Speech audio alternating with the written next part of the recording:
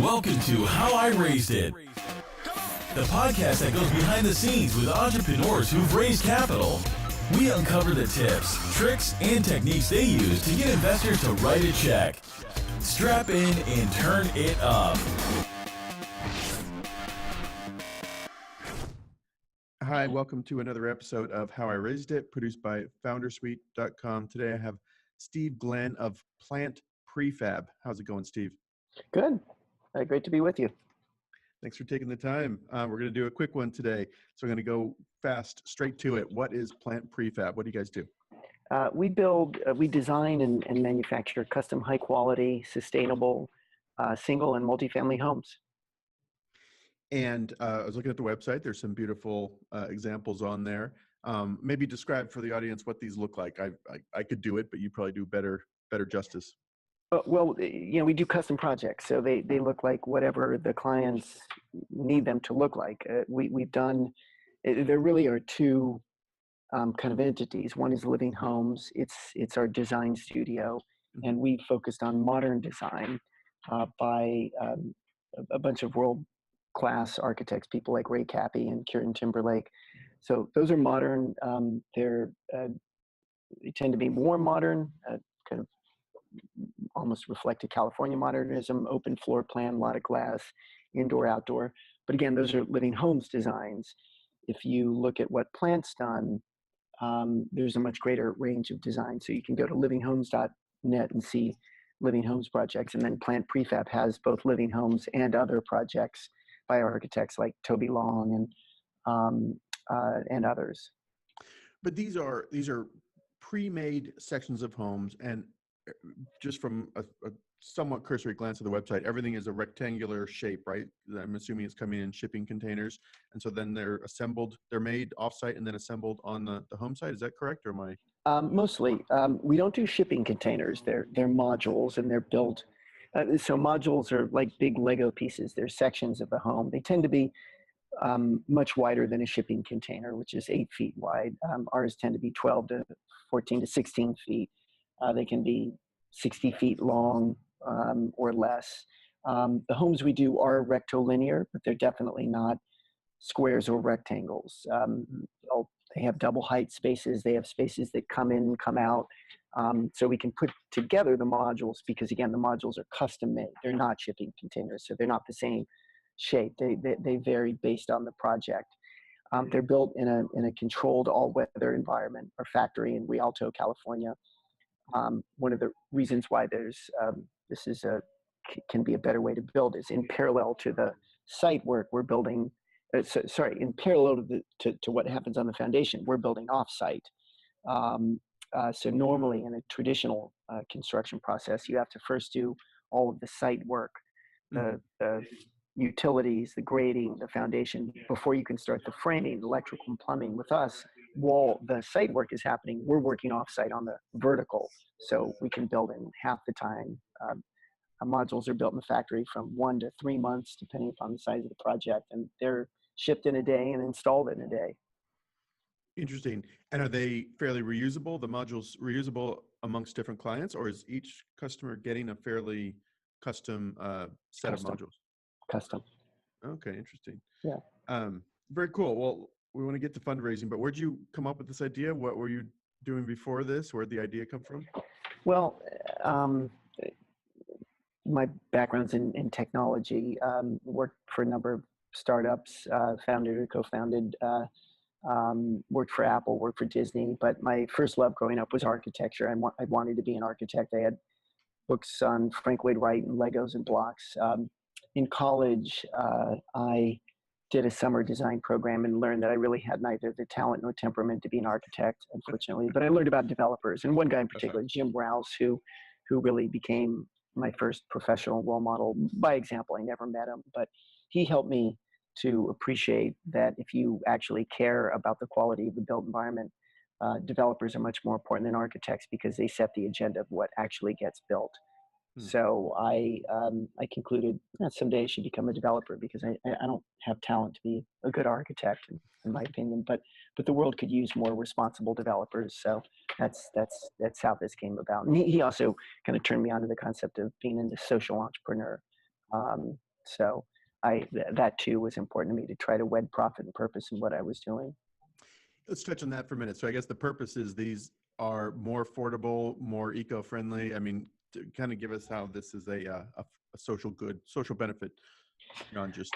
Well, a bunch of things. We're focused on the urban market. The world's becoming more urbanized. People are moving to cities, and for those of us who believe there is increasing and increasingly bad climate change, um, the only way we'll be able to deal with that meets increasing population is that cities have to become denser. People have to get closer to jobs, to transportation, to services. That will massively reduce the overhead, ecological overhead required for commuting in suburbs and urban sprawl. When you're building in cities, you've got the biggest set of challenges in terms of costs and neighborhood disruption. And so prefab can be an important part of the solution by building faster for less cost, high quality, less neighborhood disruption. So that's part of it, our area of focus. The other part is, so Living Homes, our first home was the first home ever certified LEED Platinum in the history of the program. LEED is a green building certification program. You get points for things that make your homes more energy or water or resource efficient. And based on those points, you can get certified or silver, gold, or platinum. Platinum's their highest level. And we've done more platinum level homes than almost any other design firm. So that's the other part. We're creating very healthy, sustainable homes. And that too is really important because buildings as a category use more energy and are responsible for more carbon emissions than all of transportation as a category and all of factories as a category. That's interesting. Very cool. Very cool. And how many homes, if you're able to say, have you guys built so far? How many are out there? So with Living Homes, which we started 12 years ago, I think we have 40 some homes, 40 some units completed. Plants, we outsourced our production for the first 10 years to different factories. So Plant is our first factory, and we shipped our 26th unit last month. Just really quickly on the connection between Living Homes and Plant Prefab. Living Homes was the predecessor company that spun into Plant Prefab, or what? It was a predecessor company that set up Plant 2.5 years ago. We're one company. Okay, now. Understood. Great. So let's talk about raising money for Plant Prefab. I have in my notes you raised a Series A from Obvious Ventures. Is that correct? Well, among others, actually, Obvious did our seed round, and then they did their pro rata, and we had a number of new investors, including Amazon. Yeah. So both these are sort of unusual investors. I'm not too familiar with Obvious Ventures, although I've seen that's Ev Williams' venture arm, right? I've seen him in my backyard in the Presidio a few times at the Starbucks. How did you connect with these investors? Well, Obvious was in our seed round. One of their founders, James Joaquin, was my freshman year roommate, so I've known James for a long time. And he and his wife, Zem, are personal investors in Living Homes from way back. So that's how that connection happened. And then others who invested were introduced through various people, including Amazon. Obvious introduced us to their corporate, someone who works with corporate ventures at Amazon, and they're very aggressive in terms of the technology and partnerships and relationships they're developing for smart home technology, technology that can be enabled by Alexa voice. Yeah, we spent some time with them, and it made sense for them to become an investor. Is that a strategic investment in the sense that you'll be weaving in their technology into your homes? It sounds like you probably will be. Is that a? Yeah, well, we have already, and we'll increasingly be doing that. Yeah. Was it hard to raise money for a prefab manufacturing, a home manufacturing business? Is a little bit of the, outside what you typically see in Silicon Valley, Yeah, it was definitely hard to do it from the traditional venture capital groups. But once we connected with folks who focus on real estate, it became much easier. Was the pitch more about like the sustainable, housing, or more on construction, or you have enough technology? Construction tech. Uh-huh. Yeah, yeah. No, we have a technology story, but the venture capital guys are not used to, the industry is happy with a 20% gross margin, 10% net. The more tech focused VCs like that, that sounds like you're dead. So that's an issue. They just haven't spent much time in construction. It's just new. There was lots and lots of interest from a bunch of the traditional VCs we spoke to, but just not much experience doing investments there, and some confusion about what makes sense, which you would expect from someone who's just not so experienced with a particular market. No blame. Yeah. A question some of our viewers might have: when you're raising money from like a strategic investor like an Amazon, does that come with strings attached, for lack of a better term, where you are required to use their technology? I mean, it sounds like you are, happily, but how does that typically work? Like, did you have to negotiate some arm's length? Yeah, no, I mean, there are lots of different strategic types of investments.